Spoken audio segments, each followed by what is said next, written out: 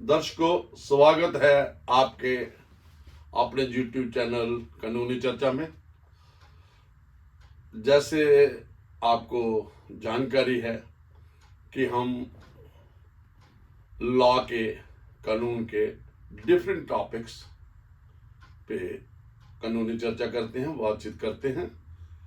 और आज एक जो पिछले कल एक important judgement Supreme Court of India ने कॉन्स्टिट्यूशनल बेंच 7 जजेस का headed by chief justice of India D Y. Chandrachud, जो Sita Soren versus Union of India you can say और स्टेट ऑफ झारखंड, उस जजमेंट के पहले फैक्ट्स में बताऊंगा, फिर हम जिस जजमेंट को फॉलो किया था हाई कोर्ट ऑफ झारखंड ने, honourable high court of Jharkhand ने, तो वो थी पी.वी. नरसिम्हा राव की जजमेंट। तो पहले हम सीता सोरेन के फैक्ट्स क्या थे which led to filing of this writ petition by her for claiming privileges under Article 105 of this Constitution of India. I read with you may say also there is a parallel procedure available for claiming this privilege, immunity. There is a provision that is available under Article 194 of Constitution of India. What was there? There was a Rajya Sabha election. It is alleged that she took bribe from the Rajya Sabha candidate for voting in his favor. But afterwards, she did not vote in favor of that candidate and voted in favor of the candidates of his own party. That was a Rajya Sabha election. While voting, then, however, she was prosecuted. A charge sheet was filed against her of taking of bribe, obviously under Prevention of Corruption Act. She assailed that charge sheet before the Hon'ble High Court of this Jharkhand and taken the assistance of judgment of P.V. Narasimha Rao. But unfortunately, she could not succeed, and this court, Hon'ble High Court of Jharkhand, decided against her. What was the judgment of P.V. Narasimha Rao case? P.V. तो मैं थोड़ा दर्शकों को और थोड़ा soft करने के लिए मैं दोनों लैंग्वेजेस का इस्तेमाल करूंगा ताकि आम जो एक हमारे दर्शक हैं वो भी समझ सकेंगे इस जजमेंट को जो कल आई है और इसकी हिस्टोरिकल बैकग्राउंड क्या है। थोड़ा पी.वी. नरसिम्हा राव केस होगा और सीता सोरेन केस, इसको दोनों को कंजाइंट पढ़ेंगे कैसे कैसे ये थोड़ा आगे चलता गया। तो पहले हम सीता सोरेन के केस था, वैसे मैं थोड़ा रिपीट कर दूंगा क्योंकि मैंने इंग्लिश में पहले किया, उसका थोड़ा समराइज कर दूंगा। तो उसमें क्या था कि उसने वोट किया था राज्य सभा इलेक्शन के लिए आफ्टर टेकिंग ब्राइब। वोट उस पार्टी की फेवर कैंडिडेट के नहीं किया जिससे पैसा दिया दूसरे, लेकिन उसके बाद उसके खिलाफ चार्जशीट हुई ऑब्वियसली फॉर टेकिंग ब्राइब, और वो उस चार्जशीट को उसने असेल किया क्या कि भाई ये मेरा प्रिविलेज है, अवेलेबल है आर्टिकल 105 और आर्टिकल 194 जो भी है, तो इसको ऑब्वियसली 194 लगेगा बीइंग स्टेट लेजिस्लेचर, तो इसके चाहे इलेक्शन वो राज्यसभा की थी। तो जो भी फैक्ट्स हैं, तो उसके बाद ये चले गई जब ऑनरेबल हाई कोर्ट ने इसकी बात नहीं मानी। तो इसका केस अगर आप पीवी नरसिम्हा राव की जजमेंट के कॉन्टेक्स्ट पे पढ़ेंगे तो पीवी नरसिम्हा राव की जजमेंट जो थी उसमें भी ब्राइबरी लेके नो कॉन्फिडेंस मोशन जो मूव हुआ था, जो पीवी नरसिम्हा राव गवर्नमेंट के अगेंस्ट जो अपोजिशन पार्टी उस वक्त की जो भी होगी, डिटेल में जाएंगे तो लंबा हो जाएगा, तो जेएमएम ने पैसा लेके जो एलिगेशंस हैं उसने जेएमएम जो झारखंड मुक्ति मोर्चा और जेवी जो सीता सोरेन जेवी झारखंड मुक्ति मोर्चा का ही किया कि वो एक लेजिस्लेटर थी, स्टेट लेजिस्लेटर थी। तो वो क्या था उसमें, तो उन्होंने पैसे लेके जेएमएम वालों ने तो वोट ऑफ नो कॉन्फिडेंस के अगेंस्ट वोट किया था। और तो इस दूसरी साइड से आप कह सकते हो कि पीवी नरसिम्हा राव के हक में किया था और वो जो वोट ऑफ नो कॉन्फिडेंस था वो गिर गया था। उसके बाद इनके खिलाफ chargesheet criminal under corruption act जो क्रिमिनल प्रोसिक्यूशन के लिए दिल्ली हाई कोर्ट में गए, दिल्ली वहाँ कोर्ट्स जो भी वहाँ पे पुलिस स्टेशन होगा तो वहाँ की जो अदालत होगी नीचे वाली जो प्रिवेंशन ऑफ करप्शन एक्ट नीचे होती है उसमें वो एंटी करप्शन कोर्ट में गई थी।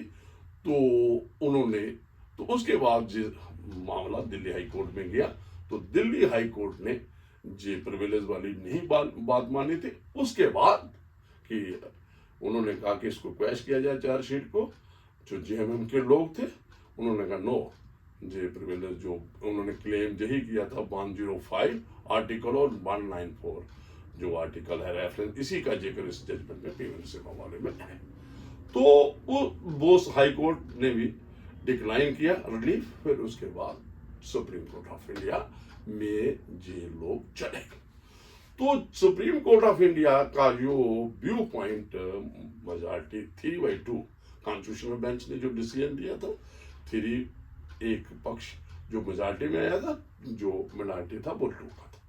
तो उसमें ये हुआ था कि जिन लोगों ने जो मेंबर पार्लियामेंट्स ने पैसा लेके ब्राइब लेके वोट कास्ट किया है वो इम्यून है, उनको प्रिविलेज मिलेगा, उनको प्रोसिक्यूशन से वो सभी किस्म की एग्जम्पशन होगी, वो एग्जाम नहीं प्रिविलेज इम्यून हो जाएंगे उस प्रोसिक्यूशन से जो ब्राइबरी के लिए उनके खिलाफ थी।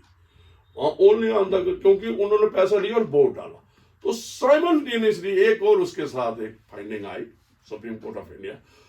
तो उसमें मुझे लगता है जैसे मुझे याद आता है कि अजीत सिंह जो एमपी थे मेंबर पार्लियामेंट जिन्होंने भी पैसा लिया था लेकिन उन्होंने वोट नहीं डाला था, तो उनका उस वक्त कहा पीवी नरसिम्हा राव की जजमेंट कहती है कि भाई इसके खिलाफ प्रोसिक्यूशन होगी। तो ऐसा ही इस केस में भी जो honourable high court of Jharkhand ने कहा कि भाई ये इसका केस, इसने पैसा लिया ब्राइब लिया लेकिन इसने वोट नहीं डाला, इसलिए इसका केस पीवी नरसिम्हा राव की जो रेशो को फॉलो करते हुए she is liable to be prosecuted. तो फिर क्या था, afterwards she came to Supreme Court. Supreme Court में मैटर पहले रहा, पहले 2 बेंच के पास आया, फिर 3 बेंच के पास आया, स्टार्ट करूंगा, और फिर 5 बेंच के पास आया। तो उसमें पीवी नरसिम्हा राव की जजमेंट पे डाउट किया गया और जो 5 बेंच था कॉन्स्टिट्यूशन को कॉन्स्टिट्यूट हुआ, उसने कहा कि भाई ये लार्जर बेंच को चुनना चाहिए क्योंकि पहले वाला भी 5 बेंच है। तो फिर ये 7 बेंच को रेफर हुआ जो आज 20th ऑफ सितंबर ये जो पीछे जो आया था। तो उसके बाद ये जो अभी जो 7 जजेस बेंच कॉन्स्टिट्यूट हुआ काफी टाइम से पेंडिंग था। तो अभी ये कल इसका डिसीजन हुआ, इस पे पहले हियरिंग भी हुई और इसमें दोनों पक्ष से बातचीत हुई। जज ऑफ इंडिया ने भी अपनी बात की, जो हमारे अटॉर्नी जनरल सॉलिसिटर जनरल जो भी अपील होंगे गवर्नमेंट से, और जो सीता सोरेन की तरफ से भी अपील होगी, जो भी पार्टीज थी। तो ये लंबा चौड़ी इसमें डिस्कशन हुई। तो इसमें एक ही बात आई कि ये जो दिनों ने ये बीच में उस वक्त तो नेचुरली सीता सोरेन ने के एडवोकेट ने कहा होगा कि ये जो जिन्होंने इनको क्यों डिस्क्रिमिनेट किया, जो पीवी नरसिम्हा वालों ने। तो दूसरी साइड से जो इस पे जो जजेस का रिव्यू था, जब बातचीत थी, उसमें उन्होंने कहा कि ये जो 105 और 1094 वाली बात है, ये जो इम्यूनिटी देता है, प्रिविलेज देता है, चाहे वो वोट कास्ट करता है या नहीं करता है, वो ब्राइब लेके, दो है इसमें, स्पीच करना और वोट लेना, दो रेफरेंस हैं 194 में।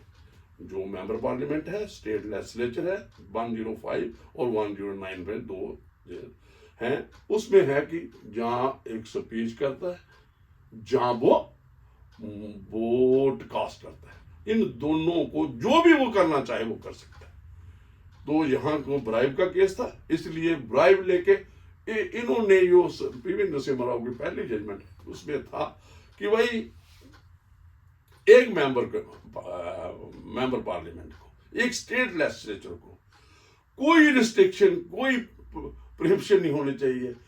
इट शुड बी फियरलेसली, ये डेमोक्रेटिक फ्री स्पीच की बात की थी। तो मैंने इस पे पहले भी एक एपिसोड किया था। मैंने लगा कि जब टेंटेड बात हो, अगेंस्ट सम इंड्यूसमेंट हो और पर्टिकुलरली ब्राइब वगैरह देके, तो वो जो स्पीच है या वोट हो, वो कभी भी फेयर नहीं कह सकते, वो ट्रांसपेरेंट नहीं कह सकते उस एक्सरसाइज को, चाहे वो मेंबर पार्लियामेंट करता है, चाहे स्टेट लेजिस्लेचर करता है, चाहे आउटसाइड द पार्लियामेंट है, और पार्लियामेंटेरियंस या स्टेट लेजिस्लेचर जो लोग हैं, एमएलए हैं, एमपी हैं, जो मेंबर पार्लियामेंट हैं और मेंबर लेजिस्लेटिव असेंबली हैं, इनको इतना प्रिविलेज भी नहीं है कि जो एक हमारे प्रिंसिपल जो है, प्रोबिटी है, जो हनेस्टी है, जो एक सोसाइटी को, डेमोक्रेटिक सिस्टम को चाहिए, अगर करप्ट प्रैक्टिस एक मेंबर पार्लियामेंट करेगा, स्टेट लेजिस्लेटर करेगा, तो आम आदमी क्यों इसमें, और फिर डेमोक्रेटिक की बेसिक फाउंडेशन ही आप करप्ट कर रहे हो। जब आपका मेंबर पार्लियामेंट सब करप्शन करके ब्राइब लेके वो करता है, चाहे वो बाद में वो क्वेश्चन रेज करता है, वोट कास्ट करता है, जान नहीं करता है, तो इन्हीं सभी बातों को लेके ये बहुत बड़ी एक्सरसाइज हुई जो 7 बेंच ने की, और इसमें ये डिसीजन आया। और इन्होंने जो मेन ये थी, जो एक ही क्वेश्चन था, जो मेन था, जो जिसका है कि भाई ये जो इतना इम्यूनिटी क्या दे सकते हैं किसी भी जो bribery this not protected by the legislative privileges. ये एक नया है, चाहे वो 105 है या 94 है, ये क्रक्स है कि ब्राइबरी कोई अगर वोट डालता है, जब स्पीच देता है आफ्टर टेकिंग ब्राइब, तो वो उन्होंने, तो इसमें काफी जो ब्रीफ थी, और जो जजमेंट कल सीजीआई ने अनाउंस की ओपन कोर्ट में, ऑपरेटिव पार्ट पढ़ा, वो मुझे लगता है ये ऑपरेटिव पार्ट में थोड़ा पढ़ूंगा अपने दर्शकों के लिए, और फिर थोड़ी सी इसमें आगे मैं चर्चा करूंगा, ताकि और ये है जो रेलेवेंट ये है, जो आखिर में ऑपरेटिव पार्ट है, सीता सोरेन केस जो कल डिसीजन हुआ, जिसका अनाउंस हुई जजमेंट, ये 188.3 वाले जो प्यारा है, whereby the claim to a privilege in a particular case conforms to the parameters of constitution is amenable to the judicial review। ये एक बात आई थी पहले। तो an individual member of the state legislature cannot assert a claim, ये जो इसका आया, तो ये पीछे इसके ये थोड़ा सा इसके पीछे मैं थोड़ा सा पीछे बढ़ूंगा, थोड़ा सा दर्शकों के लिए। ये जो कि ये एंड ये 188 इसके आगे ही है 4, individual member of legislature cannot assert a claim of privilege to seek immunity under Article 105 and 194 from prosecution on a charge of bribery in connection with the vote or speech. मैंने बोला दो चीजें हैं इसमें, vote और speech. In the legislature, such a claim to immunity fails to fulfill the twofold test that the claim is tethered to the collective functioning of the House and it is necessary to the discharge of the sanctioned duties of the this legislature. तो उसने कहा irrelevant है, इसके साथ कोई relation नहीं है bribe का और डिस्चार्ज करना ऑफ जो फंक्शंस हैं एक लेजिस्लेचर्स के एक पार्लियामेंटेरियन के. तो आगे आया आर्टिकल 105 जो नेक्स्ट पैरा है and 194 of Constitution seeks to sustain an environment in which debate and deliberation can take place within the legislature. The purpose is destroyed when this purpose, अगर fair and transparent open discussion करनी है, debate करनी है, ये destroy हो जाएगी when a member is induced to vote or speak in certain manner because of act of bribe. अगर आप bribery देंगे, मनी कंसिडरेशन देके उससे कुछ बुलवाना चाहते हैं, उसको इंड्यूस करना चाहते हैं, तो फिर वो फेयरनेस खत्म हो जाती है. जो उसको एक फ्री फियरलेस बात करनी है, वोट देना है, तो वो अफेक्ट हो जाती है. तो एक्सप्रेशन एनीथिंग, ये आगे थोड़ा सा इसको ये जो इसकी इंटरप्रिटेशन दी गई है 105 में जो वर्ड्स की है, टर्म एनीथिंग एंड एनी, तो ये दर्शक अपने तौर पे पढ़ लेंगे. मुझे थोड़ा आगे जाना है. जो मेन जो bribery is not rendered immune under article 105 and corresponding दोनों प्रोविजन, जैसे मैंने पहले जान के article 194 because a member engaging in bribery, देखिए commits a crime which is not essential to the casting of vote or the ability to decide on how the vote should be cost. The same principle applies to bribery in connection with a speech in a house of committee. इसको extend कर दिया house of committee और इसको extend किया है राज्यसभा की election के लिए भी, कि जो राज्यसभा की इलेक्शन होती है, जैसे सीता सोरेन ने वोट डाला था राज्यसभा की इलेक्शन के लिए, जहां प्रेसिडेंट ऑफ इंडिया के इलेक्शन के लिए वोट कोई डालता है, चाहे वाइस प्रेसिडेंट के, ये भी इसी में कवर किया गया है कि भाई वो उसका भी करप्शन अगर इन्वॉल्वमेंट है करप्शन की, तो करप्शन एंड ब्राइबरी. देखिए by member of legislature erode probity in public life, it cannot be allowed in a democratic setup. आगे है the jurisdiction which is exercised by a competent court to prosecute a criminal offence and the authority of the House to take action for a breach of discipline in relation to acceptance of a bribe by a member of legislature in distinct spheres. The scope, purpose and consequence of the court exercising jurisdiction in relation to criminal offence and the authority of the House to discipline its members are different. Prosecution जो करनी है crime के लिए, उसका एक ज्यादा grave severe है क्योंकि क्रिमिनल एक्ट हुआ है, करप्शन की है किसी ने, तो जो लोकल डिसिप्लिन मेंटेन करना है किसी असेंबली में या पार्लियामेंट की प्रोसीडिंग में, उसका थोड़ा डिफरेंट है.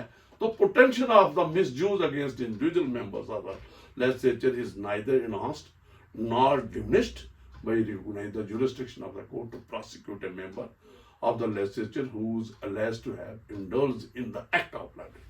ये सारे जो मैं पढ़ रहा हूँ, ये ओपनली सीजीआई साहब ने डी.वाई. चंद्रचूड़ ने अपने जवान से वर्बल तौर पे उन्होंने अनाउंस किए थे ओपन कोर्ट में, जो भी वहां पे the offence of bribery.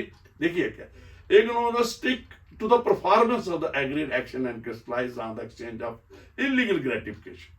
It does not matter whether the vote is cast in the agreed direction or if the vote is cast at all.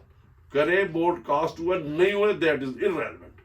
The offence of bribery is complete. जिस section 7 का हवाला आ जाएगा, जो हमारा जे prevention of corruption act की section 7 है, तो उसमें उसका जिक्र इसने कहा कि भाई क्वेश्चन पूछा गया, वो उसको स्पीच की अगेंस्ट ब्राइबरी और ना की या ना की, जहां उसने वहां पे वोट डाला या ना, it becomes irrelevant. Offence complete हो जाता है after offer and acceptance of the bribe. वो सारी प्रक्रिया जो ब्राइबरी लेने की, वो outside the parliament, outside the state legislature हो जाती है और ऑफेंस इज कंप्लीट। तो ये भी एक जिक्र सेक्शन में आया है। The interpretation which has been placed on the issue in question, the judgment of the majority of P.V. Narishama Rao results in paradoxical outcome where a legislature is conferred with immunity। देखिए क्या जो सीता सोरेन के case में आया है, when they accept a bribe and follow through by voting the agreed direction।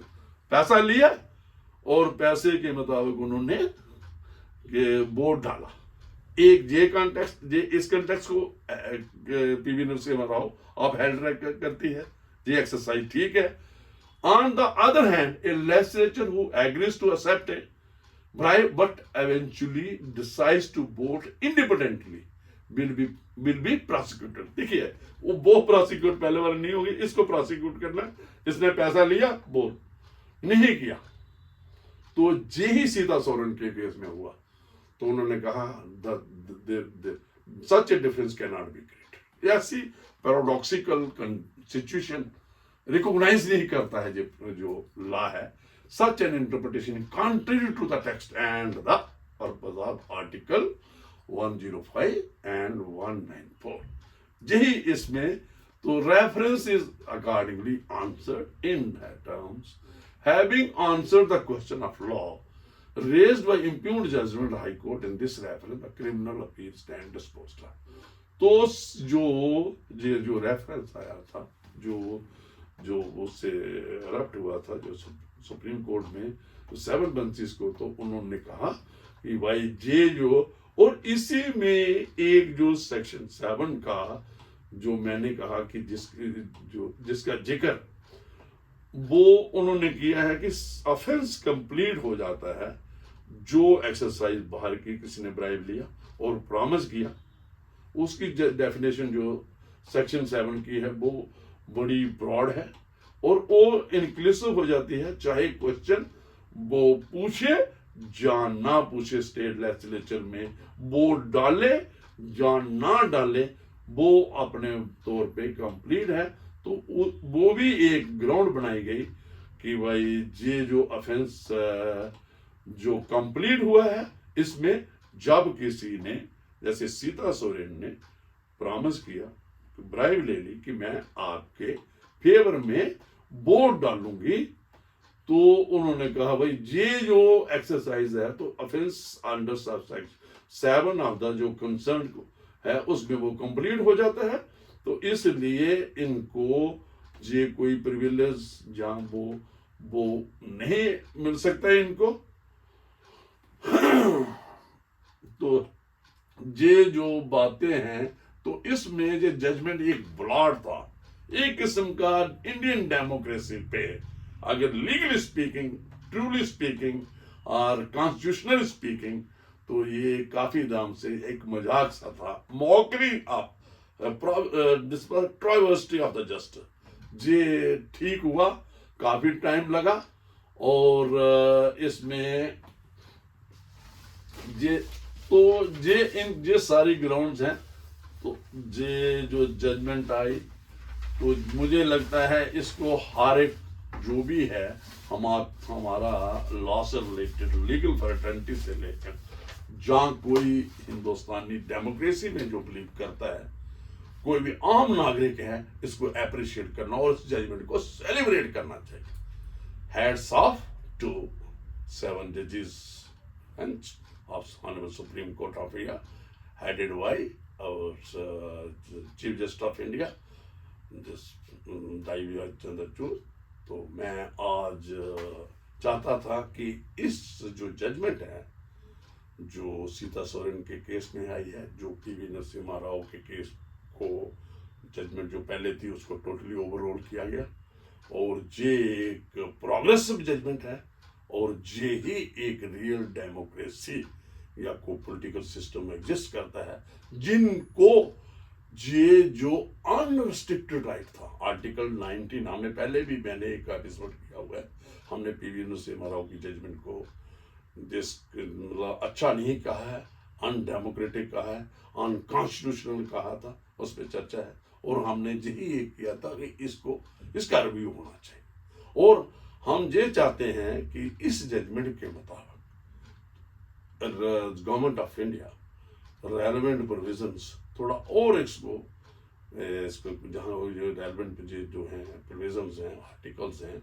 105 और 194 में necessary अगर कोई चेंजेस, अदरवाइज जो हमारा जो सुप्रीम कोर्ट की जजमेंट इज बाइंडिंग, आर्टिकल 141 जो जजमेंट लॉ है, जे it is applicable to whole of India, और सभी को मानना है। अगर इसके मुताबिक अगर कोई तरमीम भी कॉन्स्टिट्यूशन में, so that this judgment should be consistent with the relevant constitutional provision, तो वो भी एक एक्सरसाइज, अगर वो जो जूरिस्ट बैठे हैं, जो लॉ कमीशन में हैं, जो मिनिस्ट्री ऑफ दिस लॉ में हैं, जहाँ और भी कनेक्टेड लोग हैं, वो देखेंगे कि इसकी क्या है। Otherwise this judgment is appreciated, it should be celebrated. Thank you very much, thank you very much दर्शकों, आपका आप इसको देखें जजमेंट को, और मैं ये कहूँगा, मैंने तो इस थोड़ा सा वक्त लेके जजमेंट किया, लेकिन आप अपने लेवल पे पढ़े जिस जजमेंट को, और पीछे वाले जजमेंट में, और अपना व्यू पॉइंट इस जो कॉमन सेंक्शन है हमारे, और हम जो भी है इस पर फीडबैक हमें दे, ताकि हम आगे भी इस किस्म की जजमेंट पे डिलीवर ऑन करें और इस पे चर्चा करें कानूनी का। Thank you very much, thank you.